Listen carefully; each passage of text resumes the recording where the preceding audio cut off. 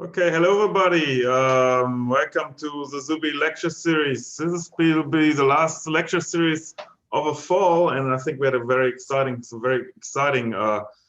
lectures here, also addressing contemporary issues about racism, about minorities, and equity.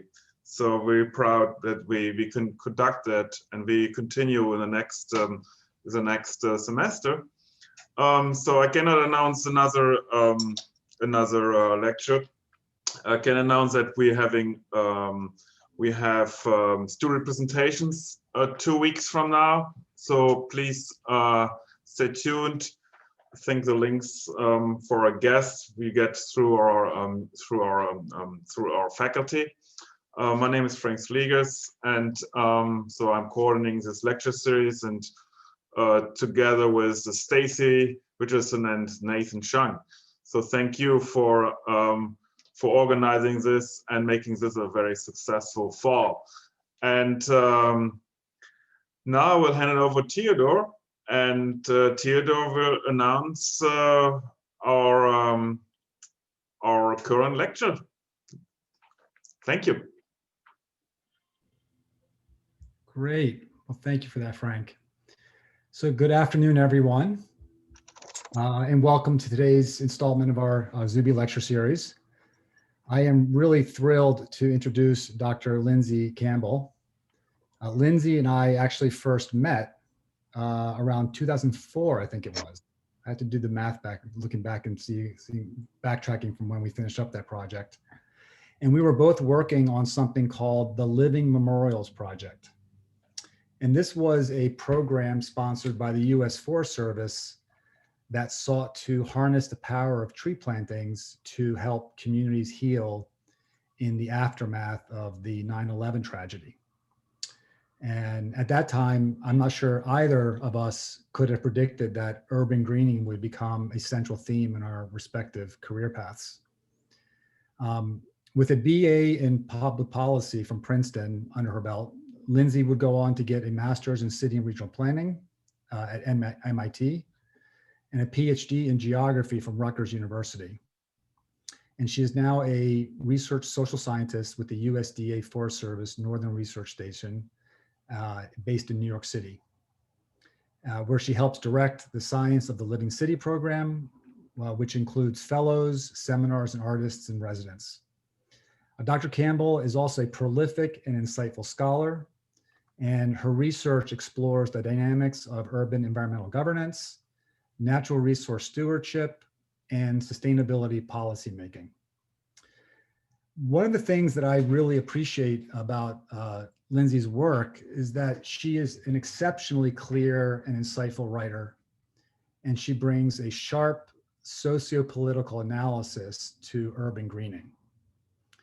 And this is important because urban greening is, by definition, a social practice that's enacted by and sustained by people. And as we're about to hear, Dr. Campbell has developed a particular expertise on urban tree planting and community gardening in New York City. So I think we're in for a really interesting discussion on these topics. And so with that, please take it away, Dr. Campbell. Oh, thanks so much for that kind introduction. Let's just leave it there. I'm really pleased to be here. I know everyone has a lot of competing things on their mind, attention-wise, but I'm happy to have a lecture and a discussion, a bit of a historical view at this point to the pre-Trump era, but maybe we can take some lessons from the recent past to help us forge a new way forward. Let me just get my screen shared. Can everyone see that okay? Great. So I think that introduction gives a bit of background about who I am, but I always like to give a few caveats, because when people hear that I work for the U.S. Forest Service, I sometimes get lobbed questions about tree species, forest health, plant communities, and I leave all of that to the ecologists, biologists, foresters, arborists. I am a human geographer. And this does come as a bit of a surprise to some of my students in day one of the ecology course that I teach at City College of New York in the landscape architecture department, but I teach from a focus on social ecological systems. And so building on that approach, I take this lecture invitation to mean that you all are seriously engaging with the social construction of urban nature and the idea that humans are co-creators of urban ecosystems, which is really the focus of my talk today. So I just want to give a quick introduction to the New York City Urban Field Station where I work and how we approach governance and stewardship of natural resources before I dive into the case study from my book. So the field station began as a partnership between the Forest Service, which is a federal agency, and the City of New York Department of Parks and Recreation. And we work on the mission that you see here on the screen. And the Forest Service is known primarily for its role in managing the national forests in the Western US. But here in New York, the agency doesn't own or manage any land. So we are really a research partner to the municipal manager that manages about 30,000 acres of green space citywide. But I think our lack of management jurisdiction or regulatory authority is actually that weakness is our greatest strength in helping to cultivate networks, build trust, and try and span the worlds of research and practice. It also drives our interest in the wide array of stakeholders and practices that are involved in shaping environmental governance broadly. So by necessity, we're looking beyond the green line, not just at public lands, but at an all lands, all people approach to social ecological systems. And much of our social science work at the field station examines humans as key drivers of the spatial form, management, and use of urban nature. And we look at these processes across a range of scales, individuals, organizations, networks, and regimes. In other words, we are stewards of our urban environments, whether we consider individual residents and park users, civic environmental organizations, public agencies, mayoral administrations, or the networks among these. I'll talk across each of these scales today. So we define stewards as groups that conserve, manage, monitor, educate about, advocate for, or transform the local environment. So that definition is quite broad, and it includes everything from overtly political acts of environmental activism to more quotidian and everyday acts of leisure and the spectrum across these. But in particular, we've drawn attention to the role of civil society. So while much is known in urban politics about the role of the mayor and the executive agencies, as well as private sector actors such as real estate and development, less attention has been paid to the role of nonprofits and community groups in managing and shaping urban environments. It's also important to note that these groups are not only environmental, they include groups that focus on youth, senior citizens, immigrants, public health, where the environment is used as a means to improve quality of life, and it's nested within these other community concerns. And these civic groups range in their degrees of professionalization. They include multi-million-dollar NGOs to informal groups of friends and neighbors operating without a budget. Fully a third of the stewardship groups in New York City have budgets of under $1,000 a year. And finally, these groups exist in large numbers and they persist over time. Civic engagement with the urban environment is not only a post-1970s phenomenon. We've seen these prior waves of the progressive era, the Victorian era, and over time, these groups influence how urban spaces are designed, managed, and used. So momentum has been building for years around urban greening and sustainability efforts, not least because of the success of high-profile campaigns like Million Trees NYC. But along with these investments in the biophysical resource have come expansions of civic engagement opportunities with urban ecosystems, like the volunteer tree planting you see at left. Moreover, for several decades across New York City and cities across the country, we've seen the rise of civic groups that partner with government to advocate and care for parkland and urban green spaces. Particularly now in the time of COVID, we're realizing not only the critical nature of local green spaces, but also the necessity of this network of stewards, public, private, and civic, to ensure that this green space remains safe, accessible, and welcoming to all. So through our research, we're interested in conceptualizing, analyzing, and supporting stewardship. And the link at the bottom of this slide is to a special issue we recently edited in Ecology and Society of the same name. We're working to grow the field in the science of stewardship. So with this work, we seek to understand relations of care that may exist independent of property ownership, exploring the patterns and processes of those relations, and working to strengthen the system as a whole. So I wanted to offer those brief remarks and stewardship definitions and context as a backdrop to the case studies that I describe in my book, City of Forests, City of Farms, to which I'll now turn. You can think of these cases as beginning to tease apart subsets of the citywide environmental governance network. So although it feels like a lifetime ago in the pre-COVID times, in the mid-2000s, municipal sustainability planning was really on the rise. Efforts like Plan YC 2030, Toronto's environmental plan, reflected the rescaling of urban environmental governance that was occurring globally. We saw municipalities and states working independently to craft climate plans, green infrastructure plans, and more recently, resiliency plans. And in some cases, they did this as part of global networks like the C40 or UN Agenda 21. So Plan YC 2030 was New York City's first long-term sustainability plan created under the Bloomberg mayoral administration in 2007. It sought to accommodate the projected 1 million new residents who were to join the city by 2030.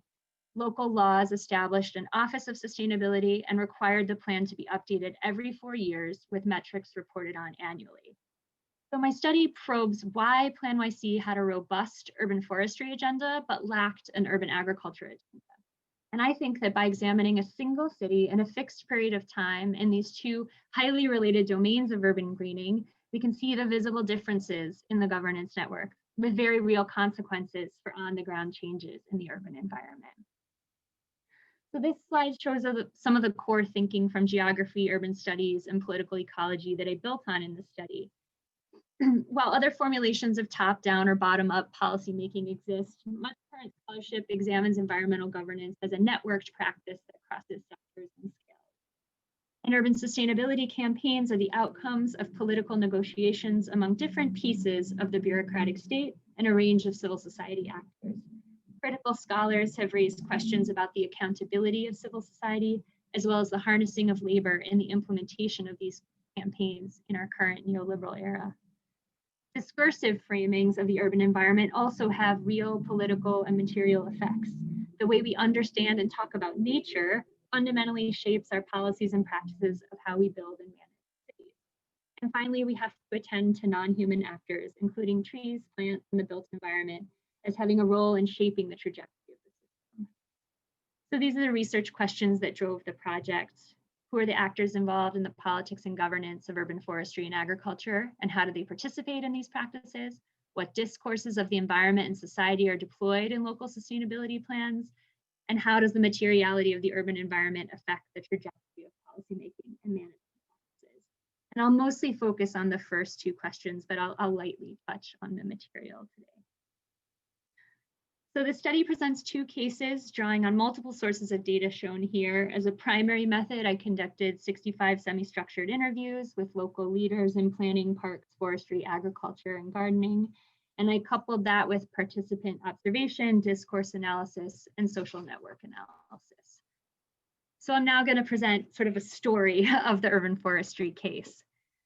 The New York City Parks Department is one of the largest urban natural resource management organizations in the world, with more than 7,000 employees and expenditures of $382 million in fiscal year 2010. The agency manages more than 5 million trees citywide.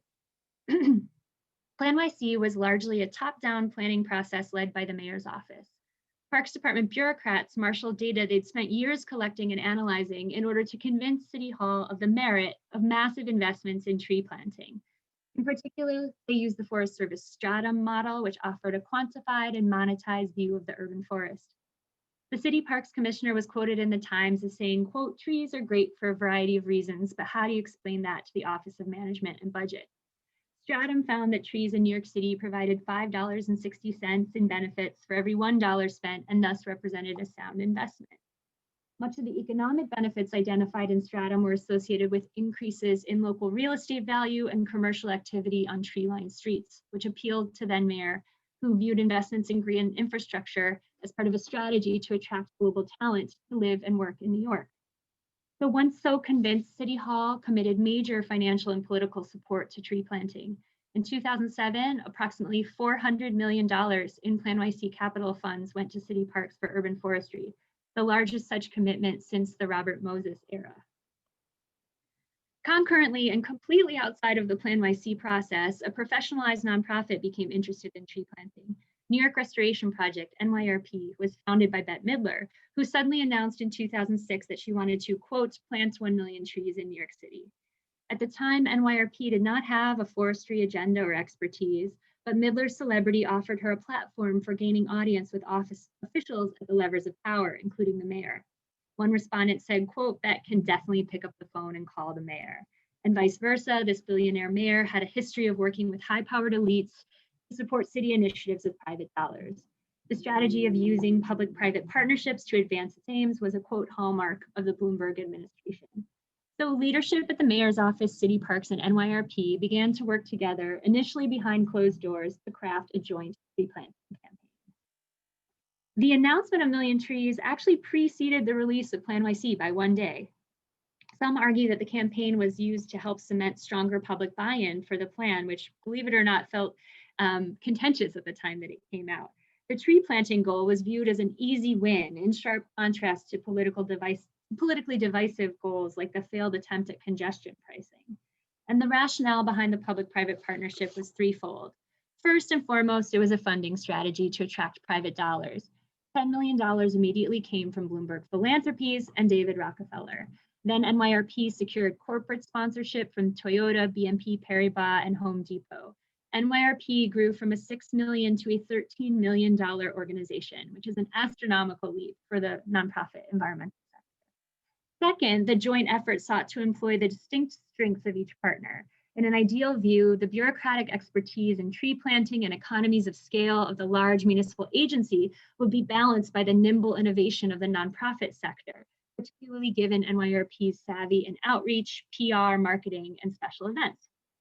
And third, the campaign needed both partners to plant citywide across land jurisdictions. City parks working with private contractors would plant street trees in parks and reforest thousands of acres of natural areas. NYRP would plant on public housing grounds, schoolyards, and other publicly accessible lands and give away trees to homeowners. But despite their deeply entwined relations, the two sides differed in mandate. Several respondents felt that the Parks Department operated with a sense of accountability to the public that NYRP lacked. One manager said, quote, I think basically NYRP's involvement is optional. They get the credit no matter what they do. Who's going to sit down and analyze who did what and who claimed the credit? I think City Parks is held much more to account because that's part of the public trust. And the difference in capacity of these groups as tree planting entities was stark. NYRP did not meet the city parks' expectations for planting large quantities of trees citywide on a short timeline. This fundamental difference necessitated mutual learning across the partners and actually required a reworking of the initial tree planting targets. Finally, they created an advisory committee of 400 individuals from over 100 organizations in order to elicit input from outside experts, including scientists, address and resolve criticism of the campaign and learn to adapt over time, and support the campaign's longevity over multiple years, including through a mayoral transition. Million Trees also sought to engage the public in planting and stewardship of trees, and I'll just give two examples of this. First, for all the capital commitments made by Plan YC, there was not a sufficient increase in the maintenance budget. As such, Million Trees developed a stewardship corps and later a Tree LC program that offered training, certification, and mini grants for the public to get involved in tree care. Second, the 2008 financial crisis led to 30% budget cuts in all city agencies. Parks cut reforestation costs by replacing the labor of city employees and contractors with volunteer labor. Following that, every fall and spring, approximately 10,000 trees were planted in single-day volunteer events in woodlands and meadows across the city. But at the same time, I do want to problematize the idea of only harnessing labor, which is often put forth by my fellow critical geographers, to view the engagement from the perspective of the volunteer who enjoys tree planting as a form of leisure, expression, or civic engagement. This is not simply the state foisting its responsibility on citizens, but rather a new way of meaningfully engaging the public in acts of transformation and care. I think it can be sort of both of those things at once, and that's part of its complexity. Urban forestry in New York was radically altered by the infusion of Plan YC resources and this establishment of a numeric, time-delimited planting goal. City parks changed their approach to tree procurement, planting, contract management. They implemented tons of best practices. They expanded the default pit size. They expanded the species palette. And perhaps most importantly, site selection worked to address equity concerns. So parks shifted from its existing 311 call request-based system that had led to an unevenly distributed urban forest to a block planting strategy that concentrated first on the neighborhoods with the fewest trees. And even after the campaign goal was met, many of these practices are now institutionalized and carried forth in the way New York City Parks manages the urban forest. So I'm going to switch gears and show you how the urban agriculture case looks quite different. First, some definitions. Community gardening and urban agriculture are not synonymous. Although community gardens can be important agricultural sites, certainly not all gardens focus on food production, and vice versa, not all farms are community managed. Instead, community gardens are community managed open space, which can serve as recreational, gathering, or cultural space. And there have been numerous prior waves of interest in farming and gardening in the city, often corresponding to downswings in the economy. The fiscal crisis of the 70s was a pivotal era in the development of local institutions to support gardening. Founded in 1978, the City Parks Department Green Thumb program is one of the largest community gardening programs in the country. It currently supports about 650 gardens and 20,000 gardeners with access to land, technical assistance, and free materials such as soil, compost, and plants. Community gardeners were mobilized into a social movement when the gardens were threatened with auction and sale by Mayor Giuliani in the 1990s, and legacies of this movement remain present in current networks and coalitions. Turning to the 2000s, there was a growing wave of engagement in urban agriculture, with a variety of new farms and gardens across a range of site types, including public lands, private lands, rooftops, vacant lots, and greenhouses. And one notable difference is that many of these were entrepreneurial models where they were selling their produce, and media attention and celebrity support added fuel to a vibrant movement that's still growing daily. The movement, however, is far from conflict-free. Axes of social difference exist in terms of race, class, gender, ethnicity, and cultural background, an issue that's been brought to the fore by food justice activists. One circulating narrative is that old-timer community gardeners and newcomer urban agriculturists differ by generation, race, and class. Many low-income people, often African-American or Hispanic, who endured decades-long disinvestment, crime, and violence in their communities, used gardening in response as a neighborhood stabilization strategy. And before COVID, New York City was booming economically in comparison to the 70s and 80s. And as such, there was a new demographic of white, affluent people engaging in urban agriculture. One respondent called them simply the hipsters. Some interviewees noted a disparity in media coverage and attention, with white reporters featuring white faces of rooftop farmers as opposed to those of longtime African-American gardeners. Others disagreed and argued that increased attention was good for the movement at the broadest level to help build coalitions and increase momentum.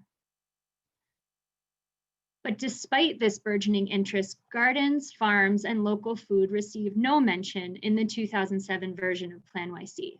So we can use this lack of an agenda to observe how planning and natural resource management occur in the absence of mayoral leadership. The food system was seen by City Hall as too complex, cross-sectoral, and multi-scalar for local government to effectively address. It fell outside the bounds of most municipal agencies' mandates. And in contrast to urban forestry, urban agriculture was critiqued for a lack of quantified data about its benefits. And advocates for farms and gardens lacked the same access to channels of decision-making. City Hall perceived them as disorganized or disgruntled, and they had previously tangled during the 1990s garden crisis under Giuliani. Moreover, local decision makers consistently voiced the sense that the city is already so developed that there's a lack of space available for farming. Many respondents said, quote, "This is not Detroit." One debate carried over from the garden crisis of the 90s is the question of whether there is sufficient space in the city for housing and gardens. Some call it a zero-sum game.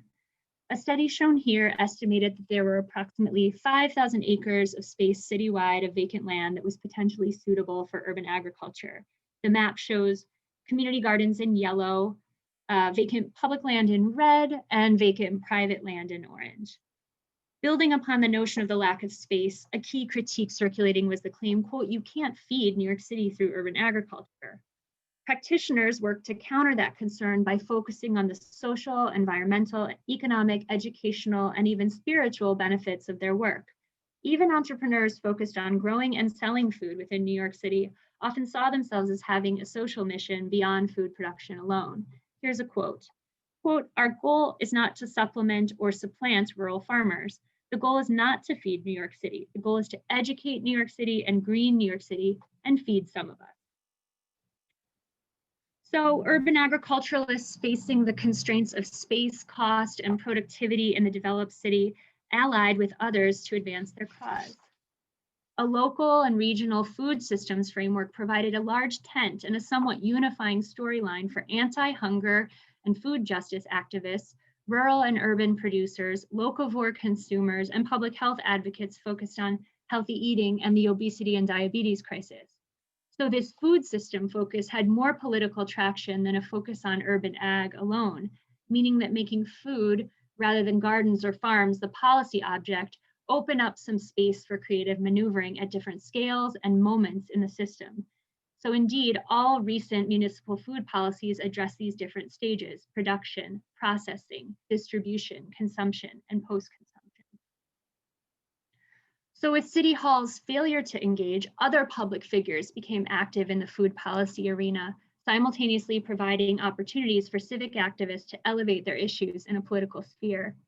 Two public officials who were both mayoral candidates at the time created food visions and plans. So Food NYC, which you see here, was created by Scott Stringer, who's then Manhattan Borough president, now running for mayor again, working with 600 activists who were convened at two large conferences.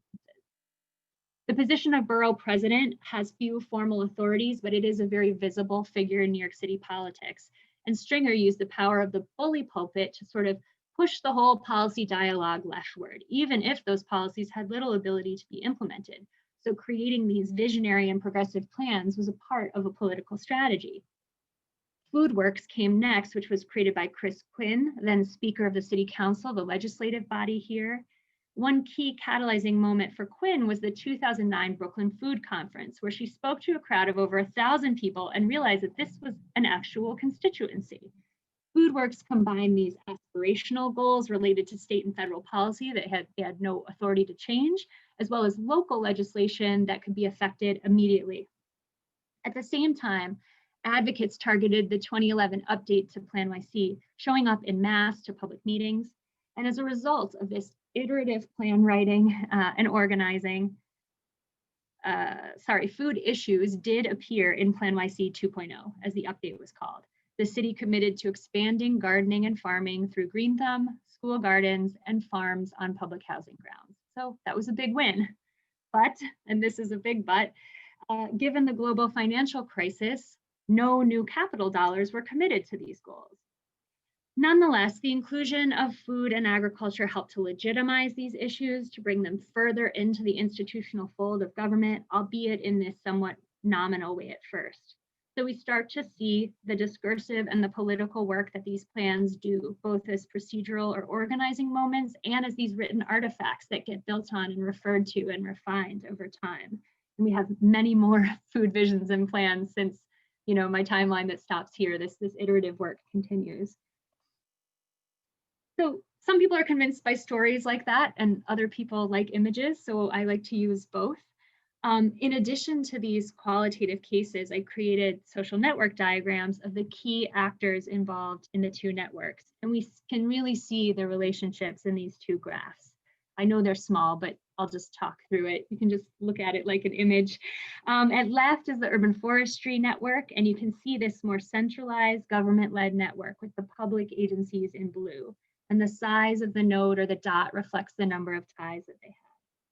So this reflects the major public resources that were put behind the Million Trees campaign, as well as a partnership with certain professionalized nonprofits, which are shown in yellow.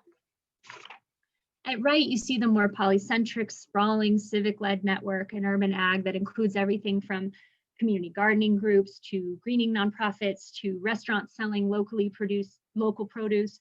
This fits with our understanding of urban agriculture as this broad-based social movement in New York City.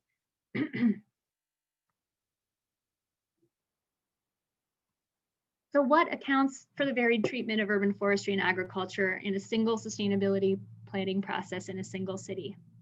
We can see that policymaking is neither state-led or top-down, nor society-led or bottom-up. It is hybrid, and it's characterized by the porosity of the state-society boundary. But in the first case, we see strong mayoral commitment to urban forestry, catalyzed by a highly technical municipal agency, aided by the flexible and professional nonprofit partner through a public-private partnership. In the second case, we see an initial lack of mayoral interest in urban ag, casting the issue as outside the scope of a municipal sustainability plan, but activists and public officials work to iteratively put food on the agenda through coalitions. But new mayoral administrations do bring new policy priorities. They make new hires, they allocate resources in new ways. In New York, Mayor de Blasio worked to distinguish his social justice agenda from the prior green growth model of the Bloomberg administration. But the mayor does not work in a vacuum. City Hall operates within this larger constellation of actors. So thinking through the regime alone cannot explain the variation we see across the two cases. We can also see the way rescaling and social movements can forge new alliances across space and sector, such as the regional scope of the food system thinking allowed for. Finally, both cases are rooted in long institutional histories and contexts. In New York City, one important turning point was the fiscal crisis of the 70s. Another disruption was the garden crisis of the Giuliani era of the 90s. And given the impacts that I saw of the 2008 financial crisis, we can only begin to speculate on the lasting impacts of the current COVID crisis. Prior development cycles, both booms and busts, leave their imprint in the physical landscape and the form of the built environment. When constructing urban nature, our opportunities are constrained by the legacies of history that shape our cities in path-dependent ways. At present in New York City, any intervention into urban nature occurs in the context of a highly developed city. 1 million new trees could be inserted into the already existing built environment without really competing with other uses, as street trees and in reforestation sites in outer borough parklands. Urban agriculture, by contrast, required sites that were suitably wide, sunny, and flat, which are becoming increasingly scarce in the developed city. So it's really not so much a surprise that trees, not farms, figure prominently in Plan YC, which was primarily an efficiency land use plan for a growing global city. At the same time, we know that urban land's not undifferentiated and that property ownership profoundly influences management. So as we shift towards sustainability thinking that bridges silos and involves cross-agency collaboration and thinks in systems, we'll need more solutions to span jurisdiction. The Million Trees Partnerships was one example of trying to do just that. And as anyone who's planted street trees knows, the gray zone of the public right-of-way is a site where issues of ownership, territory, rules, rights, and claims come visibly to the fore. And finally, the changing and often unstable land tenure of community gardens still remains a key concern. You know, there was a crisis in the 90s, but sites still continue to be developed even decades later. Other factors that I didn't have time to get into in this talk, but are explored further in the book, are the roles of those non-human actors in the story, meaning that trees and plants have innate capacities and needs that shape the ways in which they perform, are managed, and even enroll humans in their care. But that'll have to be a topic for another day. The differences in how urban forestry and agriculture are discursively framed reveal a bit more about our current modes of understanding, analyzing, and valuing nature. First, trees were portrayed in Plan YC as providing ecosystem services with a favorable cost-benefit ratio. But what complexity is obscured in the quantification of benefits and services? What are the reasons for planting trees that might not be quantifiable? Urban ag was critiqued for its lack of quantified metrics, and activists countered this in part by reframing through the food systems approach, but also by showing the multiple co-benefits of locally sourced and managed food at every step in the system. Second, we see the embrace of green infrastructure solutions to mitigate challenges like stormwater overflow that were previously managed with pipes, concrete, and holding tanks. New York City Parks has said that the street tree is, quote, like a stop sign and cannot be refused by a resident.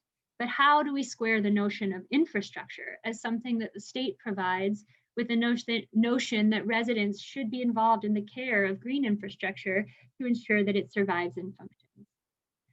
Third, we see the role of flexible storylines. While city officials may have been convinced by economic arguments about trees, part of the success of the Million Trees campaign or the regional food system framing came from this flexible discourse that was broad enough to incorporate diverse sets of actors with very distinct motivations to support the work.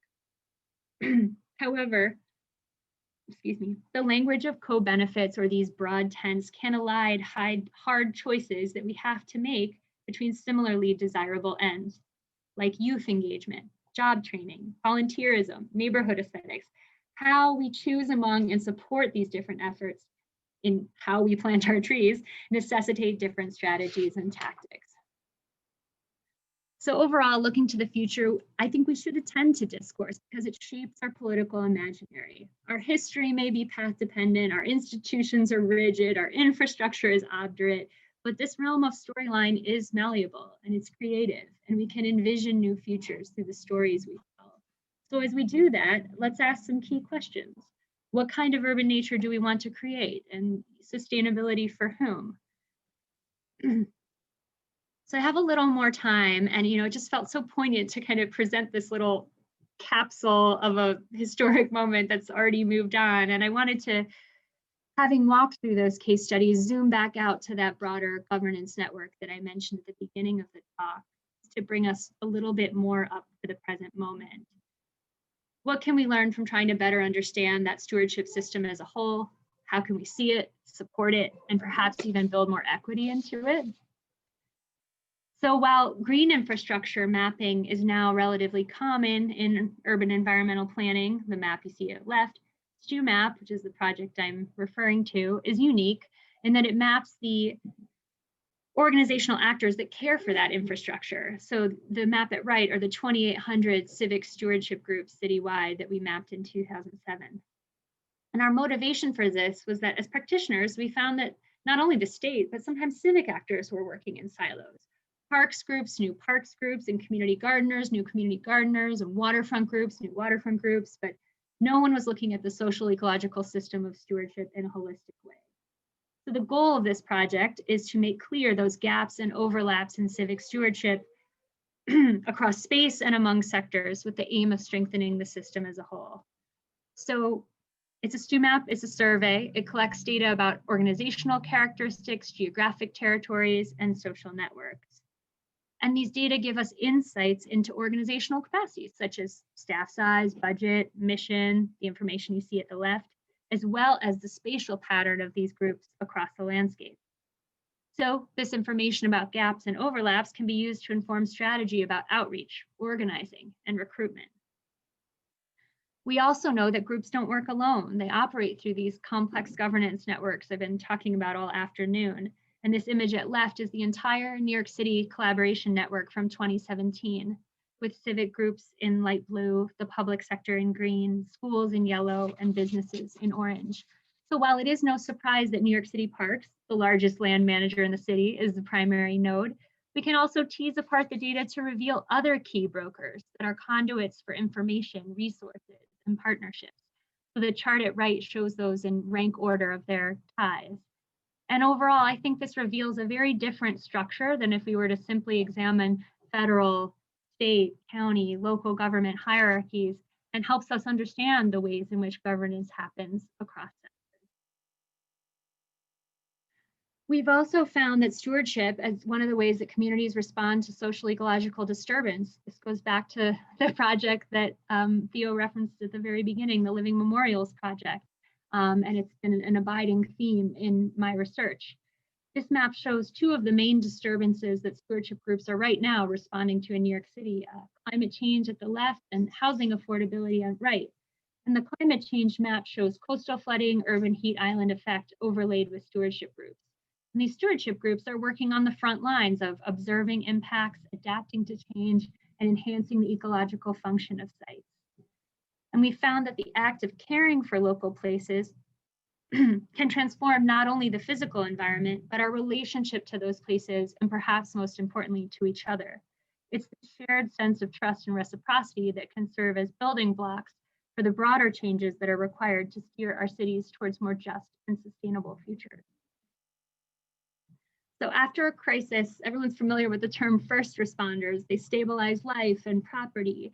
But as part of longer term recovery and preparedness cycles, stewards can serve as green responders. They help to rebuild communities and landscapes through environmental action. And this pattern's been repeated over time and across space, with groups forming or adapting their work in response to economic downturns, press and pulse events, September 11th, hurricanes, storms, pest invasions. So the volume you see at right is a free Forest Service publication. It's online, and it's a compendium of articles, case studies, and interviews with stewardship practitioners working in this range of context. And this focus on stewardship, disturbance, and resilience has led to our newest research about the ways in which civic groups and public land managers are adapting to and impacted by COVID-19. And we're conducting this research through interviews with public and civic land managers in New York City and across an urban to rural gradient. So although it's very much in progress, I just wanted to share a few preliminary findings in the hopes of spurring conversation. We're learning about the way the COVID-19 disturbance is intersecting with racial justice uprisings in the wake of the murder of George Floyd that revealed the underlying and further revealed underlying inequalities with regard to access and use of public space. Across the board, we found massive increases in open space use by the public, coupled with financial strain due to budget cuts, furloughs, and the loss of seasonal staff. We've tracked how programmatic and fieldwork adaptations have already evolved quickly over time, from ensuring the continuity of operations to keeping staff, volunteers, and the public safe, to offering virtual content, to doing stewardship activities with social distancing. And we've seen the emergence of novel and creative networks, partnerships, and coalitions, from mutual aid to green relief funds, to share and raise resources. And we're also exploring the ways in which these crises are shaping stewards' visions of the future and calls for transformation and change, and then who has the capacity to actually adapt in this moment and who does not.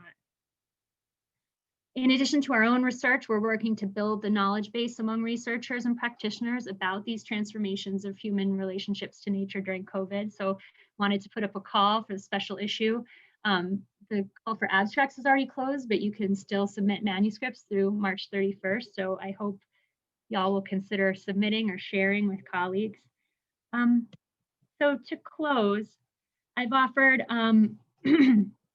a brief but extensive look at stewardship actors and networks and an intensive case study comparing urban forestry and agriculture. What are some of the lessons that we can learn from both of these perspectives if we ultimately seek to steer urban ecological systems towards sustainable trajectories? And I just have 3 humble suggestions. First is consider the social. Although public interest in the environment continues to grow and policies around sustainability and resilience proliferate, we can't risk thinking of the urban environment as just the green stuff, or only turning to the technological fix while ignoring the organizational and sociocultural dimensions. Bioswales and street trees are crucial infrastructure, but they need us. It's our human ingenuity and the institutions that we build that have lasting power to shape the form, function, and distribution of our urban ecologies. So we need to tend to our human capacity, our organizations, and our governance networks as thoughtfully as we tend to our design and construction specs, the sourcing of plant material, and our engineered infrastructure. For example, most concretely, this means committing expense funds to support programming, personnel, and ongoing maintenance costs, not only capital dollars to build new things that has driven so much of the investment in green infrastructure of late. Second, visualize the unseen. StewMap began as an effort to recognize and amplify the important work of everyday civic stewards that can go unacknowledged, though it's so vital to the health and functioning of the city. As any land manager knows, we can't manage what we don't measure, and we can't measure what we can't see. So we need novel methodologies to surface, share, and connect the grassroots and on-the-ground work that's occurring. And third, think beyond the park. People often ask me where the forest is in New York City, and I say it exists throughout our urban matrix, from humble street trees to large wooded tracts. We shouldn't limit our creativity to thinking of urban nature only in the form of parkland designed and managed for recreation. We can think of our urban landscapes as productive dynamic ecosystems. And I think there's some really exciting work like the Baltimore Urban Wood Project that's really getting us to think of the stocks and the flows of, you know, not just trees as living things, but what we do after they die in our urban centers. So whatever scale, sector, or site type we consider, from the individual experience of a woodland to the community group caring for a vacant lot, the citywide conservation NGO to the mayoral regime creating new policies and programs, each of these levels can provide opportunities to intervene in novel ways, to create new human-nature relations and move towards more just, sustainable, and resilient cities that we seek. So as we ask what sort of nature we want to create, we're also asking what sort of city we want to live in. I just want to briefly acknowledge some folks here, particularly my StuMap collaborators, Erica Svensson, Michelle Johnson, Laura Landau, and Sophie Plitt. I just want to thank you all for your time and attention. Again, I know we've got a lot of other things on our mind, but I appreciate the opportunity to share.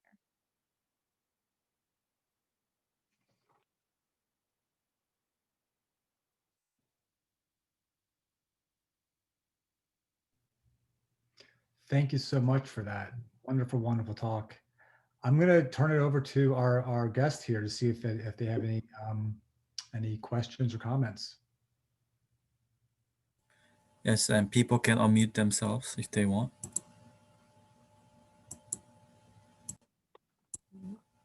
Or send the question to chat.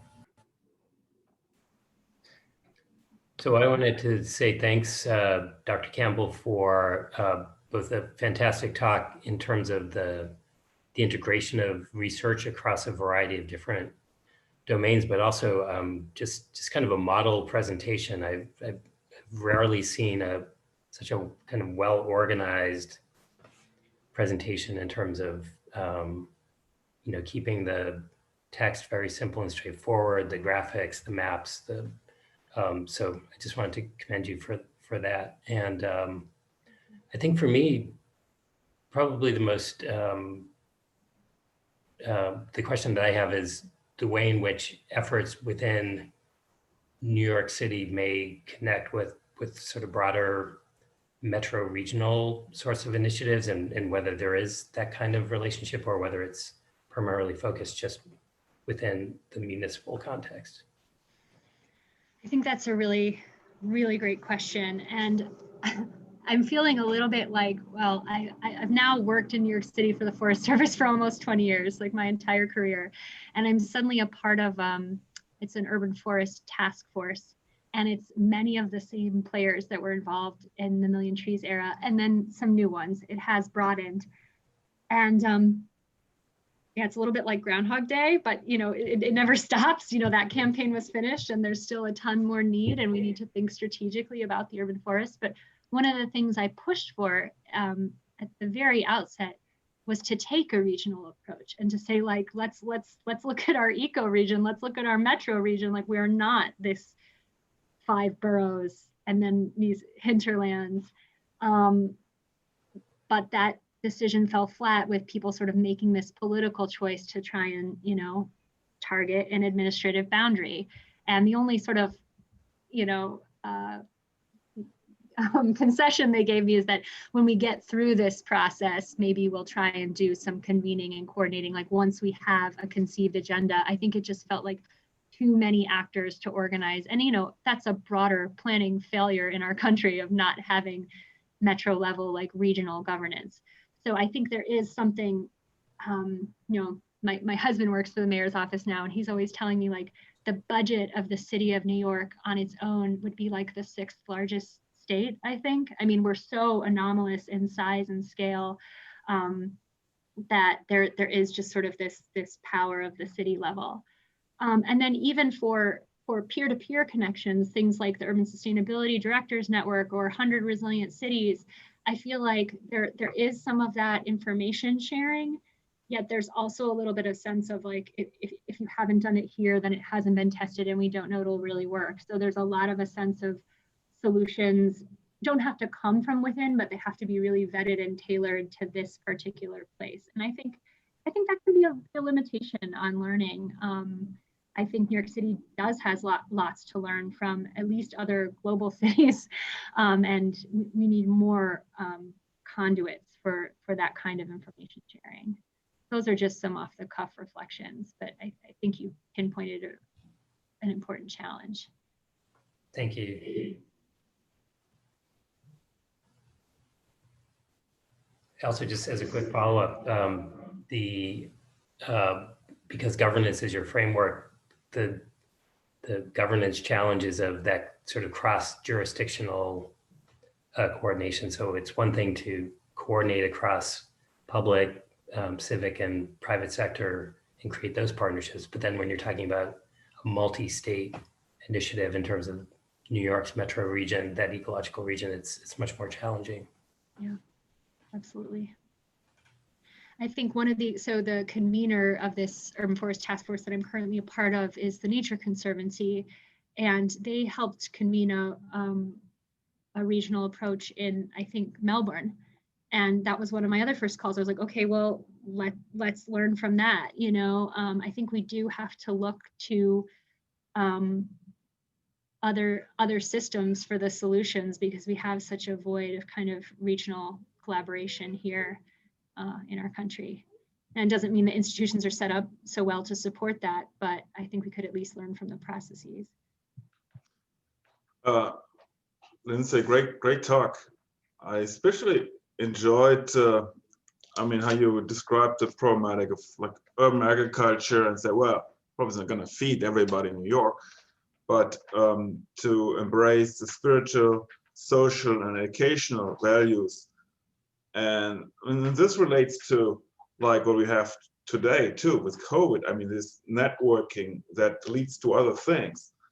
And I think that's also great to hear this from an official side, or from not just only like a small community organization, but hearing it from can you expand even more, like what has been the what's the prospect of this, or what is the newer trends even during COVID? And be my question. Yeah. I feel like, I can't speak, although Forest Service is under the Department of Agriculture. I don't know if folks know that we are under USDA. Can't speak for agency policies, but I would say that where there's been investment and attention in urban agriculture on the part of the USDA, it has been with an interest in entrepreneurialism, like controlled environment agriculture, like places where you can grow microgreens, make a profit, things like Aero Farms, what you see in Newark. I think there's been this kind of hope for innovation in space constrained urban centers. What I see emerging from the grassroots, like right now in COVID, is, and the rounds of interviews we've been doing right now, is a much more just emergent, like food relief. People doing mutual aid, people feeding each other, community fridges, community CSAs, setting aside, gardens even had to shut down in New York City, but they still had their produce being grown. So whether it was the Children's Farm at Brooklyn Botanic Garden, the New York Botanic Garden, which has a farm share program, almost all of that food went, into local food relief systems. And it's been pretty incredible how quickly people did that. Groups where you're like, oh, food justice, that's not really your mandate, but just people saw a need and they wanted to help, and it aligned with the way mutual aid was happening organically. I think it always comes down to this question of sustainability and scale. How long can it last, and how many people can you reach? And I guess my answer, especially in a time of crisis, is that we need it all. We need New York City and its feeding systems, where it's kind of turned senior centers and public schools and all of that into food relief, but we also need the civic sector sort of plugging and filling in, and we need better coordination. I mean, the same work that we've done around stewardship mapping, people are trying to do that around the network of pantries and food relief centers, and there's not really one hub to find that information still, even here in New York, where everything is like on an app and everything is so tech savvy. So I think that does reflect the kind of complex constellation of actors that are involved. It's not all like the city's policy, office. They do have an Office of Food Policy. In the past, it's been an office of one.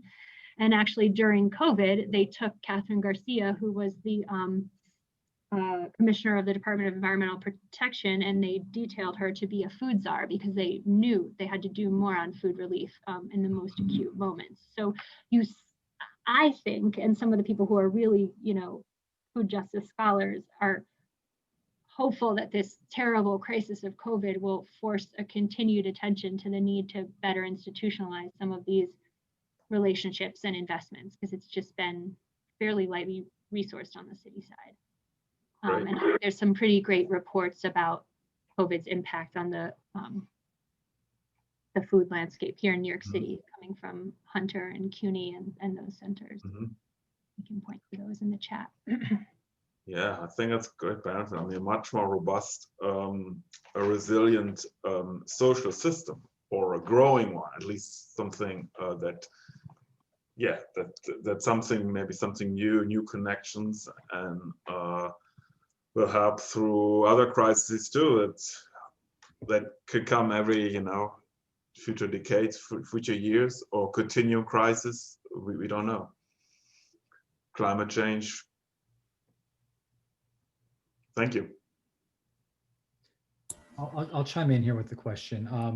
As you were providing some sort of closing thoughts to your research, you landed on a couple sort of intersecting themes. You basically said discourse matters. That we need to really take a look at the discourse that's informing various urban greening initiatives. And then in the same breath, or you said, what kind of urban nature do we want? You said, and I'm curious, if you sort of peel back the the veil a little bit, what are your intuitions on, having been engaging this now for many years? When you put that question out there, if based on what you've been witnessing, what are the themes that are animating that question, and what kinds of topics do you think? Where do you think some of that kind of inquiry might be taking us? Well, some of those comments I made really quickly at the end about productive ecosystems, meaning thinking about the full life cycle of the tree, instead of just the tree as a living object that provides services or aesthetics or beautification, but is like the same way we think of trees as stocks in rural forestry. Like, we have some amazing mature, you take a forester through a park in New York City and they're looking at, trees they can't get their arms around, and their minds are blown. And again, it's about, creating new markets and institutional systems that can handle very disparate, resources. But the Baltimore Wood project that I pointed to is a good example of that. And I think more and more cities are saying, like, we don't want to just chip this material. There's a better use for it, for artisans, for products, for building materials. But it is about, connecting those dots. And that, to me, is as much about a discourse as about a material practice. Like, it's thinking of a tree in a totally different way, and the range of services that it provides. Another thing I was really pointing to was this tension around, infrastructure and caring. Like, I think this massive scaling up of investment in whether it's a tree, a bioswale, or whatever is incredible and needed. But how do we also sort of that statement of, like, the tree is a stop sign, you can't refuse it. Okay, well, is it something that the state is providing and therefore you got it, it's under control, you're going to take care of it for its life course? Or do you want to make sure that you sort of have a plan for caring for the thing? I think I wrote about in the end of the book a community forestry model where, instead of like leading with the widget for the benefits that it's going to provide, it's much more of an organizing effort of, like, what sort of social outcome are you trying to get to, and how might trees or other forms of greening sort of fit along the way. To me, they're really different approaches to maybe what might look, if you're looking at the landscape, like the same thing, a bunch of trees and parks in the landscape. So what are the choices that you make there? It's how you allocate resources. Like, I think we need community organizers. I think we need community foresters. I think we need staff that are as responsible for making sure that every tree or park is sort of cared for and wanted and has a constituency connected to it, as much as we care that the tree itself, you know, survives and performs. So I'm not saying this so elegantly, but I guess that sort of like performative landscape thing can be a little bit in tension with the community organizing approach. And could we find a third way that merges the best of both and lets us scale, but also build from a place of social meaning? And I think that takes a lot of care and thought in doing. So yeah, thinking of trees as productive ecosystems, taking seriously community organizing. I mean, obviously the other big discourse that's going on is just, you know, climate adaptation, climate resilience, like how natural and nature-based features can be part of adapting to change. And this isn't a future state here in New York. I've got 2 studies that are in neighborhoods that are chronically flooded just at high tide, not with superstorm events. So I think that's the other sort of big wave that by necessity folks are thinking about how landscapes need to perform differently in light of our changing climate. And I guess I would say, again, with that attention on performance, let's not lose all these important social dimensions about who gets to decide and where they go and how they're staffed to be cared for. And that my hope is that out of this massive crisis that we're in right now, public health and politically, we can find a new way forward, you know. I can't speak too politically, but I think you know what I mean. It's strange to be speaking this moment in a moment of uncertainty, but. Great, thank you. I know you have a family to get back to. Do we have any, anyone have a final question? Yeah, I guess I have a question. Great talk, it was very interesting. I think I would like you to expand a little more. To me, this tension between the government providing these resources and managing the trees and having urban foresters and urban tree trimming crews, and the public and social, you know, these stewardship groups doing that, basically doing that work or organizing that work. And we're working in some smaller cities where they don't seem to have that civic social infrastructure to pull that off yet. They still rely on their municipal agencies to do a lot of the tree work with their declining budgets. So, but is it an environmental justice issue that we're asking citizens to do this, especially in lower income neighborhoods, versus asking the government, which is supposedly funded by all of us, to take on that role? So how do you play out that tension that I see there? I was in a city council hearing on COVID and parks equity last week. Time is strange. And, you know, I touched very briefly on de Blasio and his agenda, but, you know, his parks commissioner, Mitchell Silver, like very much he's a planner by background, frames everything around environmental justice. And if you talk to him or any of the top folks in New York City parks about this question, about conservancies, public-private partnerships, is that fair?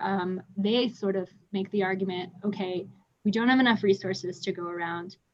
We take the assets, investment, resources, capacities of these groups where they are, and then we redirect public funds to other needed places. I don't think that is fully addresses, you know, there's still an inequity of the fact that group exists.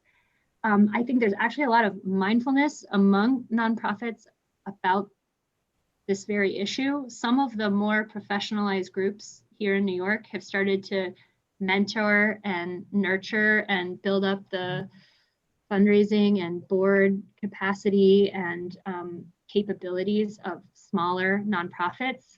So they're sort of saying we don't want to be the big only multi-million-dollar Central Parks Conservancy and Prospect Park Alliance. We want like every neighborhood to have a conservancy group. In an ideal world, would I love there to be sufficient public funding to care for all of our resources? Yes, but I think that would require like a fundamental overhaul of our tax structure. So in the absence of that, I think I would argue that we should build more equity throughout the civic system, which is sort of what I was trying to argue StewMap could help you do. If you know where you have groups and where you don't have groups, then you know where you might target your organizing efforts. And so an audience for that is, you know, community foundations and philanthropies to sort of say, don't just go back to funding your same tried and true headline grabbing group, like maybe take a chance on these upstarts. But I totally take your point, and I've heard that critique before, and I don't want people to see the celebration of the civic as sort of a letting the public off on the hook. And I guess what I've seen in looking really closely at these advocacy coalitions of late that really work across the state society boundaries, that there's mindfulness on both sides of it, how they kind of need each other in this ecosystem. So you have New Yorkers for Parks, like working kind of hand in glove with the New York City Parks Department to figure out what is like an aspirational but achievable ask that we can make in our Play Fair campaign to sort of restore public budgets and increase seasonal lines, while at the same time they're also sort of out there advocating for folks to get involved in their local parks and do these like At My Park days. So it might be a little unsatisfying like from a theoretical standpoint, but I think it's like we need it all. It's a both and kind of solution. I hope I ramblingly answered that a little bit. See the city redirect into neighborhoods that don't have the strong civic associations. Does the city? It's nice to see the city acknowledge, you know, the neighborhoods that don't have strong civic associations and Yeah. put their resources. Yeah. That's good to see. Thank you. Well, great. Well, thank you so much. Can we give Lindsay a virtual warm thank you. Thanks for joining. Really great talk, and we really appreciate having you join us. And maybe the next time it can be in person. Yeah, hopefully so. Yeah, stay safe, everyone. Thanks again. All righty. Thank you. Thanks, everyone. Thank you. Thank you, Lindsay. Thank you, everybody, for joining us.